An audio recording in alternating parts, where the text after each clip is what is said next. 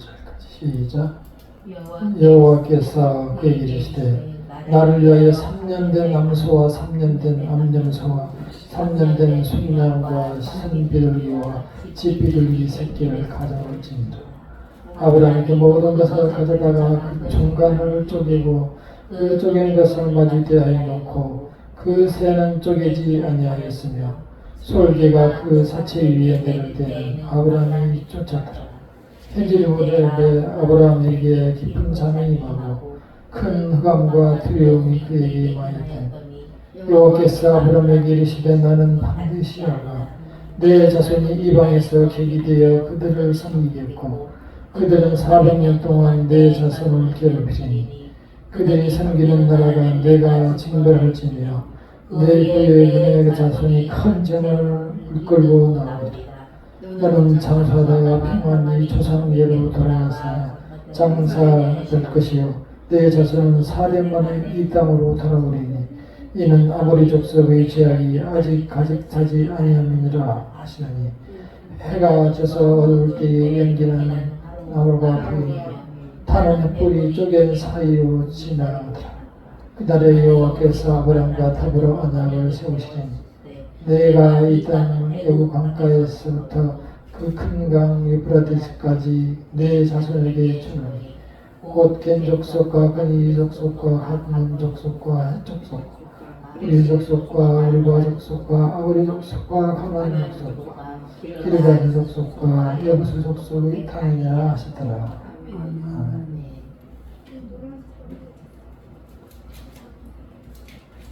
오늘 이 말씀의 내용은 주보 이 보면은 요약이 되어 있는 게 있습니다. 그거를 보시면 될 것 같아요. 거기 하여튼 교재에 약간만 빠져 있지만 들어가 있습니다. 이 약속은 성경에서 매우 중요합니다. 그래서 성경을 우리는 신약, 구약 이렇게 말씀하죠. 약속이기 때문에 신약과 구약, 그때 있던 약속과 새로운 약속 이렇게 말하는 겁니다. 하나님께서 그 약속을 통해서 그 약속대로 또다시 이루시고 그 약속대로 또다시 오신다는 거기 때문에 우리가 그러한 하나님의 뜻과 성경의 내용을 이해할 수 있어야 합니다. 이 약속의 처음에는 하나님께서 그냥 말로 하는 언약을 주셨어요. 그거는 아담과 하나님 사이에는 말로 이렇게 약속을 처음에 했어요. 그 대신 계약을 했죠. 이렇게 하자. 그리고 지금 우리가 읽은 그 약속은 아브라함의 약속이에요. 그때 당시에는 이런 약속들이 계약이죠, 계약. 굉장히 많이 있는데 이런 형태로 진행이 됐어요. 큰 이런 소나 지금 나오는 암염소나 이런 것들을 갖다가 그 큰 고기들을 반으로 딱 잘라놓고 이제 잘라서 반으로 놓고 그 가운데에 통로가 있는 거예요. 그래서 약속을 지키지 않으면 어떻게 돼요?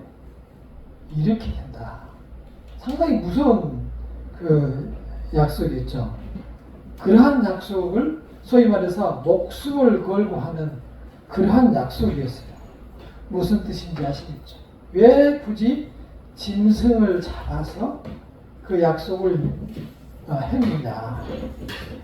그것은 나중에 예수님의 피를 상징하는 거예요.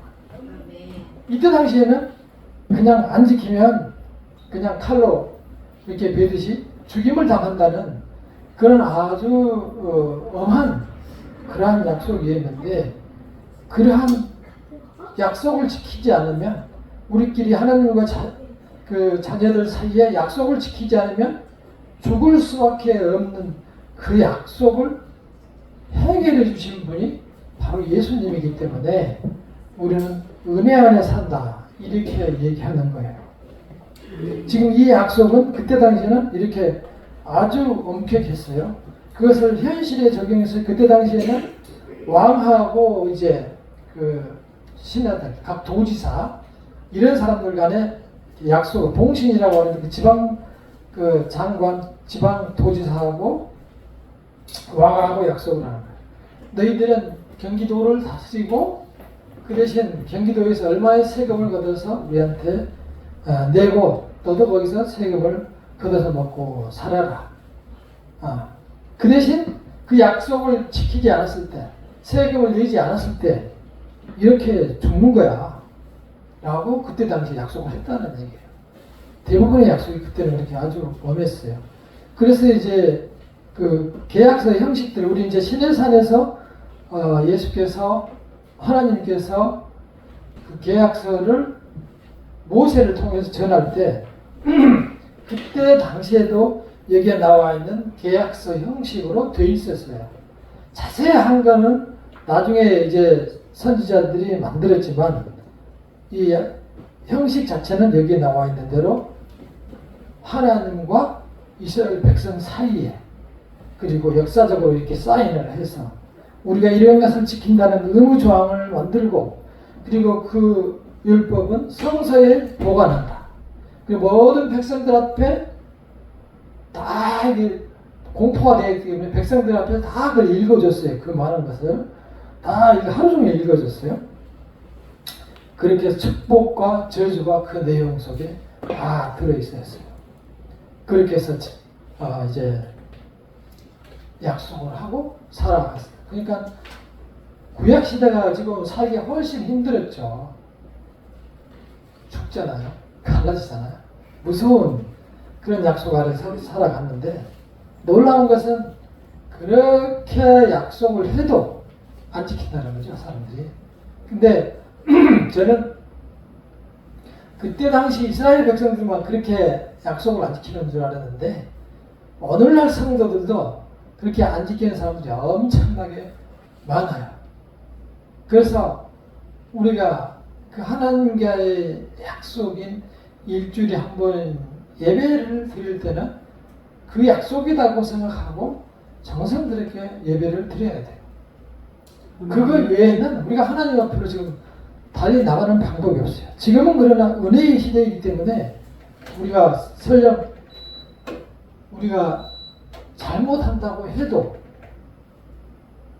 여기에 나와 있는 그 약속처럼 짐승을 갈라서 하는 약속처럼 우리가 죽지는 않아요. 왜? 예수님이 그 잘못에 대해서 다 피로 갚아버렸기 때문에 딱 한 번에 예수님의 보혈로 다 씻었기 때문에 우리가 죽지는 않아요. 그렇다고 해서 죽지는 않는다고 해서 그걸 막 이용하고 그 약속을 뭐 없는 것처럼 안 지키고 그러면은 안 되겠죠. 네. 하나님의 진정한 자녀들이 그렇게 할 수도 없어요. 왜? 하나님과 계약을 했는데 어떻게 그 약속을 무시하고 쉽게 대할 수 있겠어요? 그 성경에 보면은 마리아와 마르다가 예수님 갔을 때 막 서빙을 봉사를 하잖아요. 마리아는 예수님 앞에서 보고 너무 좋은 그 복음을, 천국 복음을 듣고 눈을 깜빡깜빡하면서 듣고 있는데 마르다는 막 손님들도 많이 오고 하는데 이것도 만들어서 좀 봉사 좀 해야 되겠는데 앉아서 말씀 듣는다 그러고 있으니까 예수님이 이걸 하든지 저걸 하든지 하나만 하라. 마르다한테 마리아는 좋은 걸 선택했으니 축복을 해줬어요.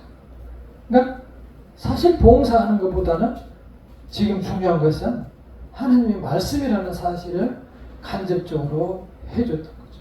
그러니까 우리가 말씀을 들을 때는 집중해서 들어주는 것이 하나님에 대한 예의예요. 요즘은 그래서 우리가 이제 이런 공부 겸 시간이기 때문에 말씀을 드리는데 어떤 교회에 가면은 이렇게 십자가 같은 모양도 하나도 없어요. 많이 그걸 없앴어요. 우상이다 해가지고 없었는데 그건 지나친 거예요. 뭐냐면은 십자가 자체가 우상은 아니에요. 저걸 보면서 우리를 위하여 돌아가신 예수의 십자가를 우리가 생각하는 거예요. 왜냐? 우리가 그렇게 못하는데 나가면 교회 몸만 나가면 다 잊어버리는데 어떻게 우리가 말씀대로 살아간다고요?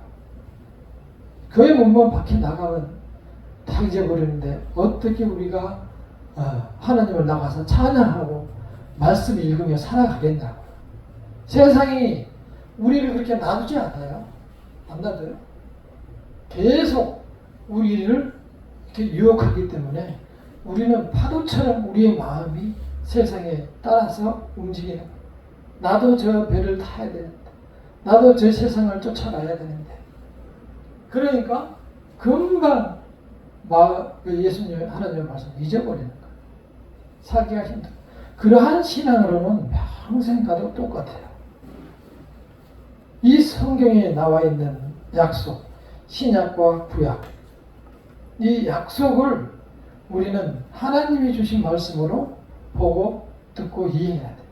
그래서 성경 읽을 때 그러잖아요. 하나님의 말씀을 보겠습니다. 왜냐하면 모든 성경은 성령의 감동을 통해서 그 기록자인 각 그 선지자들에게 준 거예요. 근데 그거를 잘못 해석하는 사람도 있고 하는데요. 하나님의 말씀을 그렇게 생각하면 하나님은 창세기부터 계시록까지 한 분이에요.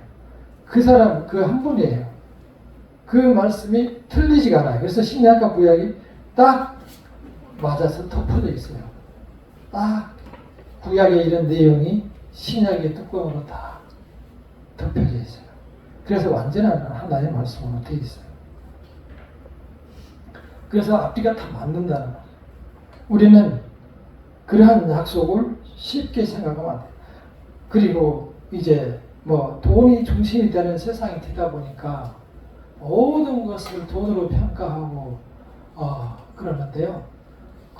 그렇게 그거를 물질적인 것에 내 자신의 마음을 빼기면 안 돼요. 중요한 건 틀림없이 맞아요. 그렇지만 우리가 열심히 말씀 안에서 이 세상에서 살아갈 필요는 틀림없이 있지만 그 돈에 의해서 내가 마음을 뺏기면 절대 안 되는 거예요. 돈 나이 들어갈수록 돈 아무것도 안 해요. 나이 들어갈수록. 제가 나이가 많은가요? 나이 들어갈수록 돈이 별거 아니라니까요. 근데 어떤 사람들은 뭐 나이 들면은 뭐 학력도 필요 없고 뭐 나중에 그것도 그 얘기도 하더라고요. 돈도 필요 없다. 뭐 건강이 최고다. 이런 얘기를 하더라고요. 건강이 최고면 학력도 필요 없고 뭐 그런 얘기 하는데 건강이 최고면 그렇게 해서 100살을 더 산들 무슨 의미가 있냐고요. 100살 돼가지고 누가 휠체어를 끌고 이렇게 다니면서 이렇게 살아가는 게 무슨 의미가 있냐고. 우리에게 중요한 것은 70과 80을 살더라도 그 마음속에 하나님을 모셔서 아무 걱정이 없어야 돼요. 아멘. 하나님께서 나를 지배해서 걱정이 하나도 없어야 된다. 마음이 평안해야 된다. 그를 향해서 늘 기도하고 내 자신을 그렇게 만들어 나가야 돼. 요즘 저는 아침에 일어나면서 아직 잠이 덜 깼을 때 일어나면서부터 오늘은 말씀대로 살아야지. 하나님 인도하여 주시옵소서. 그렇게 계속 내 자신을 만들어 나가. 왜냐하면 틀림없이 밖에 나가서 또 누구랑 통화하다 보면은 마음이 또 흔들리거든요. 그게 세상이에요. 그리고 이 세상은 아시겠지만 옛날에는 우리가 그렇게 물질의 지배 안 받았어요. 옛날에는 돈 많은 사람 또는 땅 부자가 훨씬 힘들었어요. 그거를 관리하고 일을 해야 되니까 훨씬 힘들었어요. 지금이야 뭐 돈이 지배하고 있지만 그러나 우리가 성경에서 기억해야 될 것은 뭐라고 말씀하냐면 돈을 사랑함이 일만 악의 뿌리니라.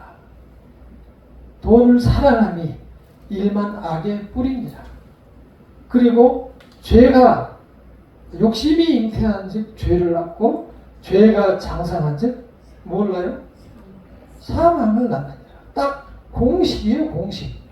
그래서 결론적으로 뭐냐면은 부자가 천국에 가는 것이 낙타가 바늘길을 통과하는 것보다 더 어렵다. 그 얘기는 뭐예요? 낙타가 바늘길을 통과할 수 있어요, 없어요? 못 하잖아요. 못 간다는 얘기예요. 거의 못 간다는 얘기예요. 그렇게 보면 반대로 돈이 없는 우리가 훨씬 천국에 가기 쉽다는 얘기예요. 왜 그럴까요? 그 사람은 그 돈에 붙들려 있기 때문에 안 된다. 저도 그 말씀에 100% 공감합니다. 100%. 그래서 우리 자신을 세상의 유혹으로부터 지켜야 돼요. 그것만이 우리가 이 계약을 이겨낼 수가 있는 거예요. 이제 언약은 성경에 나와 있는 이 하나님의 말씀을 언약이라고 하는데, 이 언약을 세 가지로 우리가 이제 그 어떤 특징들을 나눠보면은, 첫째는 행위로 지켜야 되는 행위 언약. 두 번째는 이제 하나님께서 우리를 다시 구원해 주시겠다는 그 구원 약속의 구속 언약. 세 번째는 하나님께서 우리로 하여금, 믿는 자로 하여금 완전하게 인쳐주시는 은혜 언약. 되게 이 세 가지로 나눕니다. 언약을. 그래서 이 성경에 있는 것을 세 가지로 나누는데, 특징으로 이제 보는 거죠. 이 언약을 우리가 선악과를 먹지 말라고 하면 먹지 말아야 돼요. 근데 우리가 이제 그 상황은 잘 아시겠지만은, 그때 사탄이 유혹을 했지만 먹은 사람은 누구예요? 먹은 사람은 아담과 하와예요. 그 누구 핑계 댈 거 없어요. 그래서 우리가 잘 생각해야 돼요. 세상에 살아가면서 살이 찐다, 뭐 어쩌다, 몸이 안 좋다, 병이 생겼다, 어쩌다, 이런 얘기들을 많이 하는데, 상당 부분 내가 선택해. 하나님이 그렇게 만들어준 거 아니란 말이에요. 내가 선택해서 그런 것들이 많아요. 예를 들어서 제가 이제 당뇨가 시작되려고 그래요. 그러면은 당뇨가 안 걸리려면은 뭐 설탕이나 뭐 밀가루 음식이나 또 뭐더라, 이런 것들을 내 스스로 조심해야 돼요. 근데 먹고 싶다고 다 벌컥벌컥 먹어버리고 그 다음에 당뇨 힘이 쭉 빠져가지고 누워있고, 이게 말이에요. 아니 왜 먹지 말라는 걸 네가 먹었잖아. 네가. 그걸 누구 하나님 책임을 져. 하나님이 또 안 들어주신다고 교회를 안 나온다는 거예요. 네? 그걸 왜 하나님한테 책임을 지냐. 아주 나쁜 사람이죠. 그러니까. 그렇게 하는 것이 뭐냐면 우리 마음에 있는 본성이 죄로 물들어 있기 때문에 그런 거예요. 하나님이 그렇게 먹으라고 한 거 아니잖아요. 내가 먹었잖아요. 그러면 내가 책임져야지. 그래서 이제는 병이 생겼으면 그 길로, 병 생기는 길로 안 가고 가지 말라는 길은 가지 말고 이렇게 지킬 힘을 우리한테 줬다. 존 오웬이라는 사람이 그렇게 얘기했어요. 인간이 자기 자신이 스스로 타락의 길을 선택해서 갑니다. 왜냐? 죄의 씨가 우리한테 있어. 아담으로부터 물려받은 죄의 씨가 우리한테 있어서 그 죄가 좋은 거예요. 그리고 우리 선택해서 가는 거예요. 전부 다 하나도 빠짐없이. 우리는 그러한 가능성이 매우 높은 사람으로 생각해야 돼요. 그래서 우리를 늘 말씀으로 붙잡아야 둬야 되는 겁니다. 그런데 여전히 그럼에도 불구하고 우리도 약해요. 취약해요. 그래서 우리가 할 수 있는 일은 기도하고 말씀 보고 찬양하고 이 일로 살아가야만 이 세상에서 우리를 지킬 수 있었어요. 돌이켜보면 우리가 어렸을 때 이렇게 어렸을 때 보면은 농촌에는 아무것도 없어요. 그냥 농사 짓고 우리도 학교 갔다 와서 그냥 소 먹이고 꼴 배우고, 그래서 저녁에 그거 공부도 안 했어요. 그냥 그거 먹이고 그냥 자고, 또 학교는 그냥 갔다 하고, 교회 주일날 그냥 한번 이렇게 갔다 오고, 그런 거 외에는 무슨 시설, 뭐 오락실 이런 거 하나도 없고, 뭐 사 먹을 때도 마을 구매점도 나중에 생겼는데 그런 것도 하나도 없고, 죄를 범할 뭐가 하나도 없었어요. 그래서 그때 당시에는 오히려 훨씬 죄를 적게 범하고, 교회에 다니면서 하나님 말씀 듣고, 그때 당시에 들었던 하나님 말씀들이 굉장히 지금도 많이 남아있어요. 근데 지금은 나가서부터 바로 나가면은 죄를 범하게 됩니다. 아파트도 보면은 내가 싫어하는 저 인간이 또 저기서 나오네 이러고, 또 어떤 사람은 왜 쓰레기를 여기다 버려야 되는데 저기다 버리느냐, 하여튼 차를 왜 저렇게 오토바이를 험하게 타고 다니느냐, 차를 와서 들이받고 아무데나 주차를 하고, 이런 것들이 우리를 하여금 아주 그냥 이렇게 뚜껑 열리게 하는 일들이 정말 많아요. 젊은 사람들이 노인들을 무시하고, 집안에서도 그렇고, 이런 것들이 우리를 하여금 이렇게 화나게 만드는 세상이에요. 내 자신을 거기로부터 지키고, 내 자신을 거기서부터 넘어가지 않기 위해서는 내가 굳게 내 마음을 먹고, 내가 그 길로 내 발을 가지 않는 그 행위 언약이 아주 중요합니다. 그 행동으로부터 말씀을 지키려는 그 노력이 아주 중요합니다. 그 다음에는 이제 구속 언약. 이 구속의 언약은 하나님께서 우리에게 소위 말해서 성부, 성자, 성령의 삼위 하나님께서 우리에게 이렇게 살 기회를 만들어 주셨다.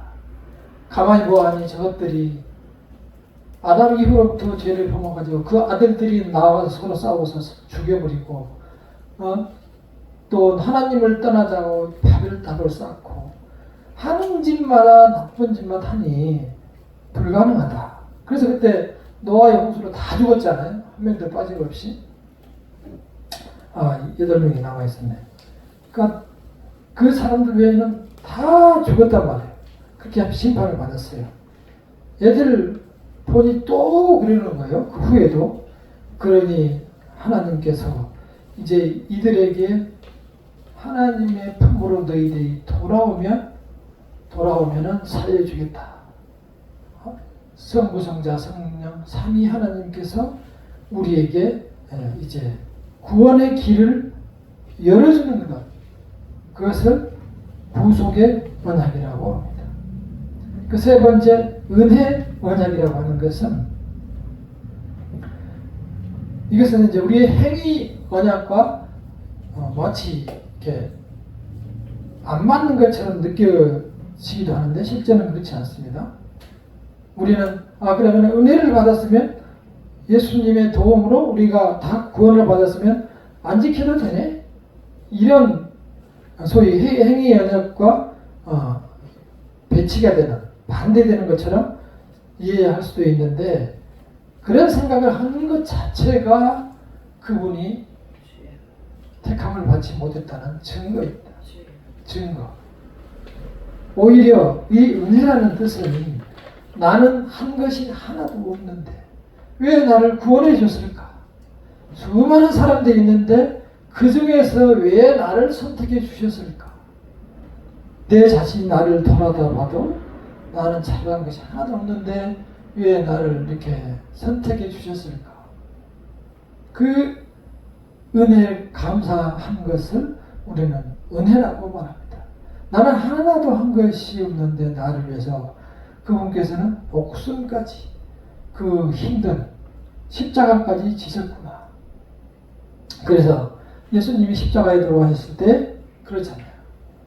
하나님 어찌하여 나를 버리셨나이까. 이 잔을 나에게서 옮길 수는 없습니까? 그 육신적인 고통이 너무 힘들기 때문에 그런 비명을 지르면서까지 나같이 아무 생각 없이 교회도 잘 안 나오는 나를 왜 구원해 주셨을까? 이렇게 살아가는 신앙을 우리는 은혜의 언약이라고 합니다. 그래서 이 언약을 나의 것으로 생각하고 우리는 그 하나님께서 지금도 나를 지켜주시고 나를 끝까지 인도하신다는 생각을 확실하게 가지시고 이 세상을 살아가야 합니다. 아멘. 우리에게는 우리 마음속에 다 망가져서도 사랑의 씨앗이 남아있어요. 그래서 연약한 사람을 쓰면 돌봐주고 싶고 불쌍해 보이기도 하고 또 자식들을 보면 사랑스러워서 머리를 쓰다마 주기도 하고 또 어떤 사람들은 이 사랑이 그걸 사랑이라고 생각하고 개를 사람보다 더 사랑하는 사람도 있는데 그거는 사랑이 아니고 욕망입니다. 그걸 자꾸 사랑이라고 잘못 이해를 해서 예를 들어서 우리 집 아파트는 이렇게 긴 통로 아파트인데 중간에 개들을 많이 키워요.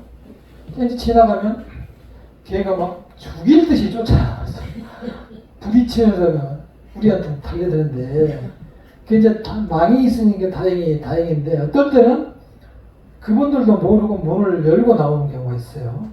그게 죽일 듯이 쫓아와가지고 문을 열고 막 달려들어요. 그러면 우리는 놀래가지고 바짝 놀리고 화낼 때 엄청 내죠. 주인한테 죽여버린다고 지금 던져버린다고.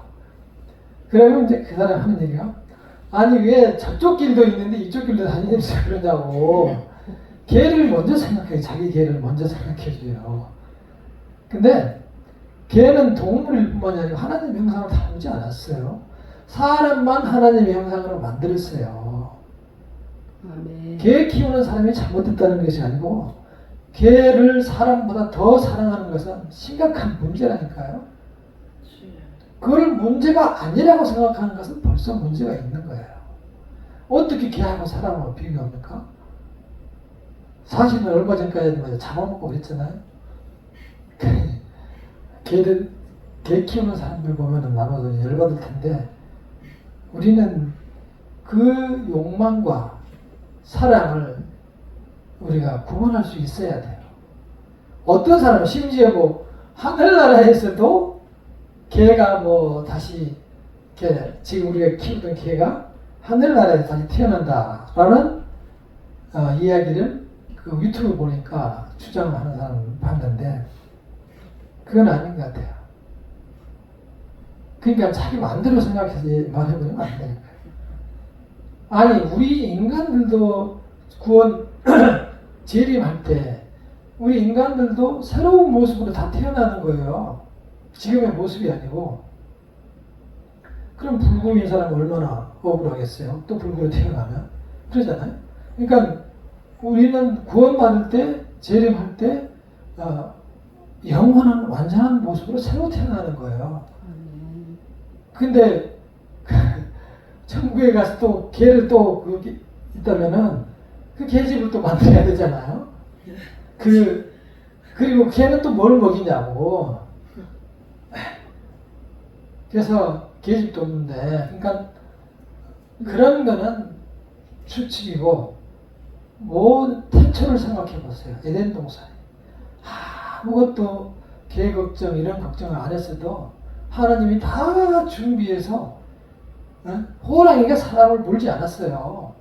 태초에 온 세상에 꽃이 피고 아름다운 빛이 옷 같은 냇가가 시냇물이 흐르고 아담과 하와는 그거 걱정 없이 하늘에서 주시는 과일을 먹고 살아가고 아무런 걱정 없는 아름다운 세상에서 그렇게 거듭나는 거예요. 그렇게 온 땅이 바뀌는 거예요. 그거를 새로운 땅이라고 새로운 하늘이라고 얘기하는데 그게 이제 하면 신천지잖아요. 그래서 그걸 신천지라고 얘기하는데 우리가 다 갱신된다고 얘기하는데요. 그렇게 갱신되는 때를 우리가 이제 소망으로 보고 기대하며 살아가 희망을 두고 살아가야 돼요. 그래서 현재 이 세상 그대로 되지 않는다. 지금 돈 많이 많아봐야 아무 소용이 없다.